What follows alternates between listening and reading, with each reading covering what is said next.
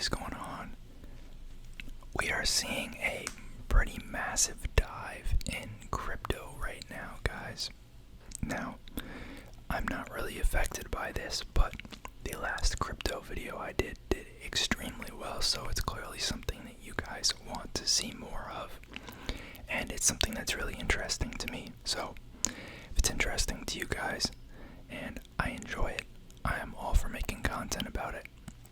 I just won't be as knowledgeable as, with the stock market, but I guess that comes with experience and time. Before we go further, typical disclaimer, this is not financial advice. I know jack all about crypto, so don't listen to me. Pretty big losses today, and this is on the back of a couple different news stories, supposedly. So Bitcoin looks like they had a glitch, maybe. I doubt it hopped up that quick. But you can see crypto down dramatically. I believe it's citing it at 10%. What did this page say? 9%, 7-day moving average. So pretty drastic decrease. Ethereum 10%, Binance Coin 8.3%, Solana 8.5%, Cardano 16%, XRP 11%, Polkadot 20%. Now, this is pretty much rippling through all of crypto. As we know, they kind of move together when they do move.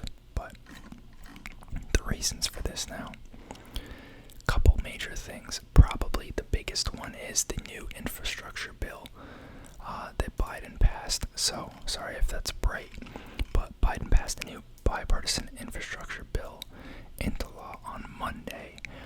There was a lot of things in the bill, but one of the provisions in the bill applied to tax reporting provisions for things like cryptos and NFTs. Now, you know that a lot of crypto heads are very, anti-taxation. So, some of the changes that they mentioned in the provision that will become law eventually were seen as a rather large negative, I guess. To me, it's kind of foolish, just pay the taxes you owe. Whether or not they issue you a form, you should be paying taxes because they're recording your transactions. You're just setting yourself up for failure. But mandated 1099-Bs, which are broker forms from crypto exchanges in the U.S., would be one thing. There would be provisions for those that receive more than $10,000 in crypto assets would have to provide certain levels of transparency into their books, basically. So the example they give here is, say you buy a Tesla with a 1 Bitcoin valued at $60K. The car seller, the business in this case, needs to collect KYC information. So that stands for Know Your Customer. That's something that came about 3 or 4 years ago in the crypto space. Basically, you need to have identification when you're transacting crypto with USD, and any party that's caught transferring between the two without collecting this information is breaking U.S. law, and can be held liable because of a variety of reasons, probably the largest being tax evasion or money laundering. So, looks like it won't take place till 2024, but as we know, with people piling into these random altcoins, they have a very long-term mindset, supposedly. I think the jury's still out on that. I think people get bored holding long-term, and they're just trick themselves when they say that, but apparently this is the large piece of news that's moving the market. A couple other things. One more negative, and then two positive things, but that don't impact as much. The first is that India is banning crypto as a payment method, but they will allow it to trade still as an asset, kind of like a security, like a stock. I honestly think that this makes sense because cryptos, honestly, are more like securities than currency, in my opinion. If though I think people have looks like a security and it smells like a security, it's a security. So, this trades like a security, it acts like a security, it has price movements like a security. It should be treated as a security. Like, don't overcomplicate it. So, that could also be something that's viewed as a negative. I don't know how much of a role India has in the crypto space. I know they're one of the biggest countries on the planet in terms of population, but a lot of their population is underserved and underdeveloped, and certainly is not trading Bitcoin. So I don't know how much that actually impacts it, but it's got to have some merit. And then on more positive notes, I know Shiba Inu has kind of blown up as the meme coin of the meme coin, Dogecoin. And from what I understand, AMC already accepts Bitcoin and Dogecoin. I believe Dogecoin. I'm assuming so. Looks like Ethereum too.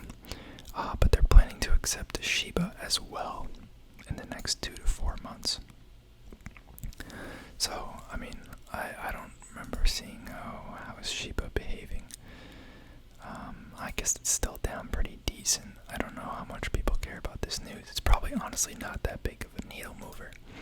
I just thought it was neat news in terms of like adoption. But